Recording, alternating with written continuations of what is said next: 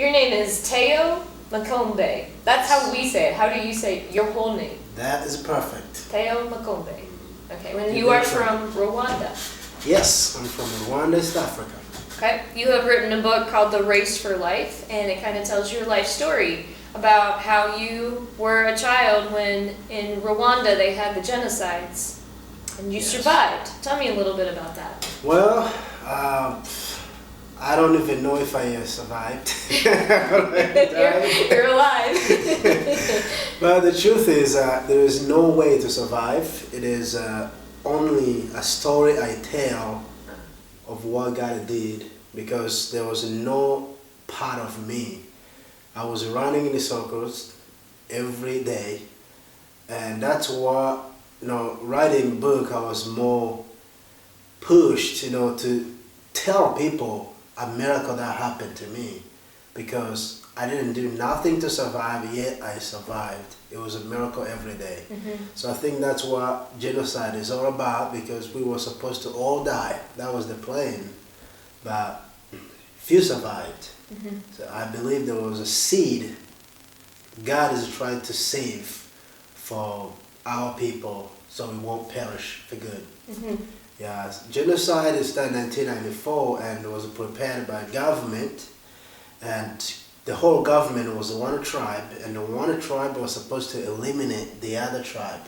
So for us, the civilians who don't even know why, we just felt like we deserved to die, so we ran for our life. So that's why do you think God saved you? Well, I'm still trying to find out, hoping my story inspire people. I believe God has a big plan that I cannot even explain once. I don't think I've ever met someone who said, I found my purpose, this is it. Our purpose is always bigger than our lives. If God gave it to us once, we would just go crazy. But I think He gave me small pieces. Every day is a message for that day. I'm still discovering why God has saved me, depending on how the people I meet and the ministry that is happening at time. I always discover, this is why. Yeah. Tell me about your family. Well, my family, my father had 8 kids, and we were all 10. I'm probably one of the family that had a lot of people survived, because half of us died, half survived. But there's some families that we forgot, they're all gone. So I guess it's a calling for the whole family. We have a responsibility to comfort the rest. I have 3 brothers, I have 1 sister who still lives there, and I'm here. We are all, grown up, we have wives and kids. Yeah, tell me about your wife and your kids. Well, my wife is probably one that God is sent to rescue me. Because my wife was born and raised in the USA, in Greenville, Ohio, and she grew up, she had a life. The first time I met her, I knew this woman has more life than I do.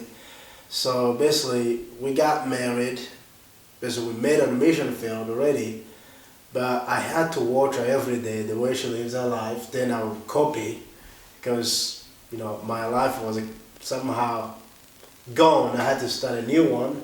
Plus I needed examples. I believe having that kind of wife, we came here to meet the family and meet more people, all of you.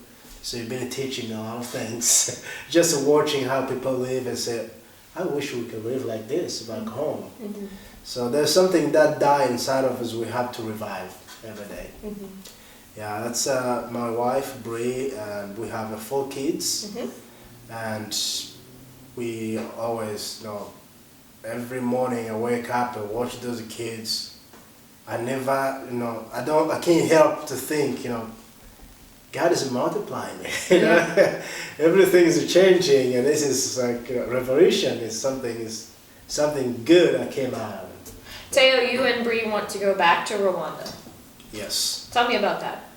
Well, going back to Rwanda, like I say, it's my responsibility to comfort the rest of the families.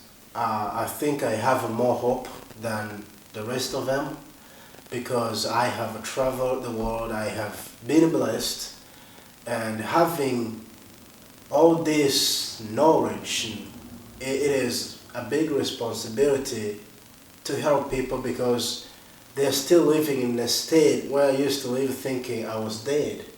So I think when we say people are missionaries, the main mission is to give people life. So life is not always based on food, but the life that comes from within.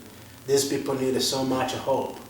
So living in the USA, I had this, I heard people talking about American dream, American dream. Well, I guess I'm not American. I didn't have to dream, but I discovered it's a distraction. It's a distraction. We have better things we can do around the world than just dreaming for ourselves. So that's why we are inspired to go. Give these people hope. The survivors of genocide where I grew up, some of them begin to die from disease, hungry, there's no food. But one thing that takes people's life is always a lack of hope. So that's why we commit ourselves to go start that place, to go East Africa, all of Africa, wherever God will send us from. Bring hope, bring life, bring the love of Christ. It's a good calling. Yeah, it is. It is. It gives you a purpose. When you have all these tools and knowledge and don't use it, you can start to die with the world. It's only when a light comes out that you have a hope when you start to give it. Right. So pray for Theo, pray for Bree and their family, and Theo would love to share his story at your church, and you can contact him if you are interested in that, and pray that God can continue to use them in Rwanda and throughout Africa.